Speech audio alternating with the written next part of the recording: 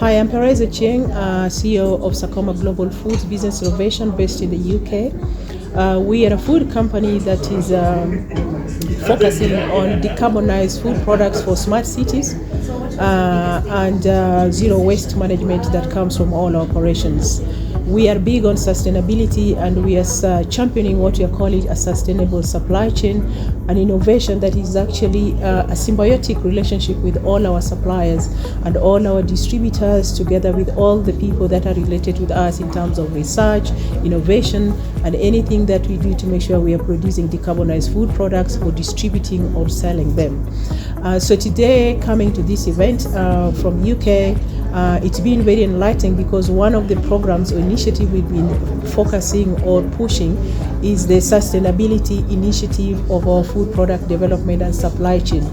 And we are in the process of having calculated all our emissions as associated with the production and distribution of our food products. And one of the components of our net zero food product is actually the use of sustainable energy.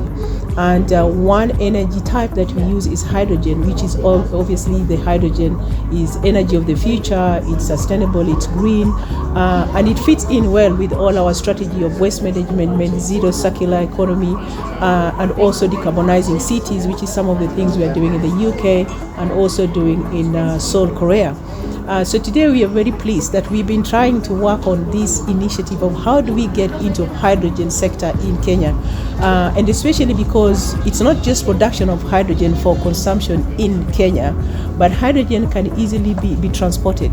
And hydrogen supply chain itself is a whole series that encompasses green skills, and is a good opportunity, great opportunity for a business like us to have social impact in terms of skills that we can support in the hydrogen sector, but also the fact that we can actually transport and export that hydrogen to UK.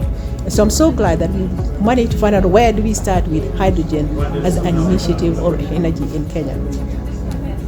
So this is a great success story to say. So at the end of today, what we are going to do is to go back into the UK and look at our hydrogen strategy, because hydrogen can be produced from any form of waste. You know, it could be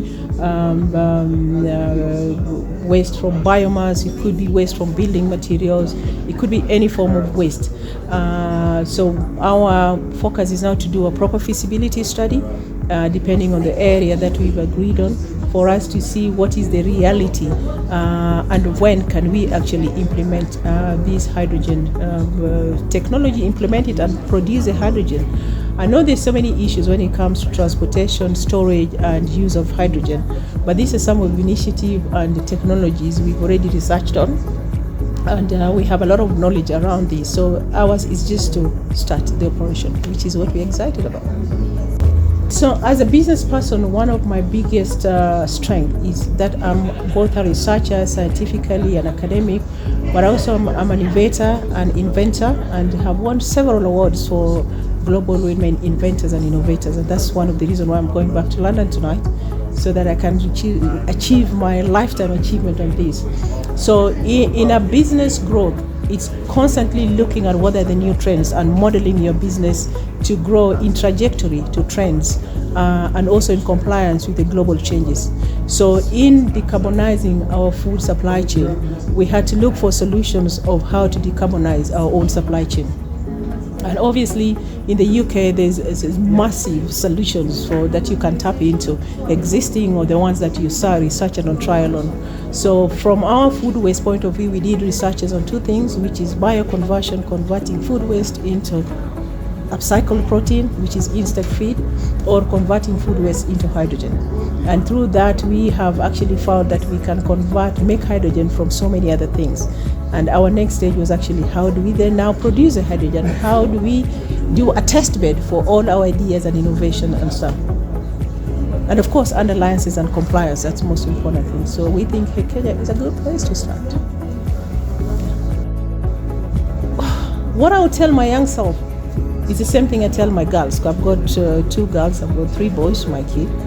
I want to believe that as a parent and a business person, I'm a good role model for my children, my grandchildren as well.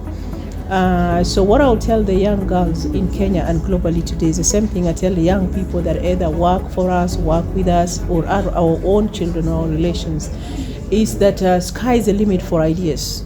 You cannot wait for the world to overtake you. You've got to be running ahead of the world, and that is constantly researching and trying new ideas.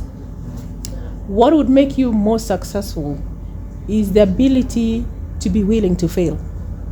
And in your failure, you find that you develop resilience and you become a different person where everything is possible. And that is a key ingredient in success in business, because you've got to be willing to fail in order to succeed. You've got to embed research. You've got to be willing to retrain your skill. Reskilling is a constant in your business to grow, but also to nurture others, to grow and come with you in the business, because we are told today you can't go by yourself. If you want to run a mile, you run by yourself. If you want to go further, you go with the people. So you've got to bring your team together with you. And mentoring young people is one of the greatest things, because they bring a lot of skills that people like us don't have, like all these new IT skills. I was in W2 last week in Geneva. They were talking about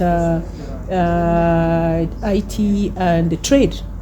And I was thinking, okay, that sounds very technical, but I think I can do it. And so we had this lady from Silicon Savannah who said it's as simple as AI, developing your 3D, your products in 3D. And literally in 2 days, she turned all 100 products of us into 3D. So if you go onto our website, you see. So you see, they've got to be working with young people. I have tried a lot of things in Kenya. Yes, so if you ever heard of sweet potatoes being eaten at the UK Palace, so that was us. So a lot of things we've already tried in Kenya, whether it's building capacity of smallholder farmers to access international markets, building warehouses, logistics side to enable food products to comply with UK food safety regulations, EU safety regulations. We've done a lot of conferences before, empowering people. We've done Global Women Inventors. We've done Enterprise Week. In the last 20 years, we've done a lot of things in Kenya already. So this is not the first thing we're doing in Kenya. We've done a lot of things already. The Kenyan of today still offers a lot of opportunities for diaspora and anybody who lives in Kenya. And I don't want to be penalized when people say, oh, you don't live here, so you actually don't understand how it is. Because from where I sit, I'm a great believer in starting from somewhere. Every problem or every challenge presents an opportunity to do something. And it's only building innovation in us and in the people who see the everyday problems that we are going to become the problem solvers. So we have the solutions here, and that solutions could be either getting knowledge transfer from somewhere. But I say today in my presentation as well, we as Africans and Kenyans already have a wealth of knowledge that we actually need to transfer. It's just that we haven't understood that what we have can package itself as knowledge that requires being transferred in another part of the world. So there's all these opportunities here, but it requires nurturing, it requires exposure, and it requires daring. You got to be daring to try and to find. And most of these solutions, none of us just went and plucked solutions from trees. You got to be working on it. You got to desire, you got to dream, you got to want to make it happen, you got to want to change. And change does not happen from somebody giving you money. Change wants from you, from within you, working on yourself to be a solution.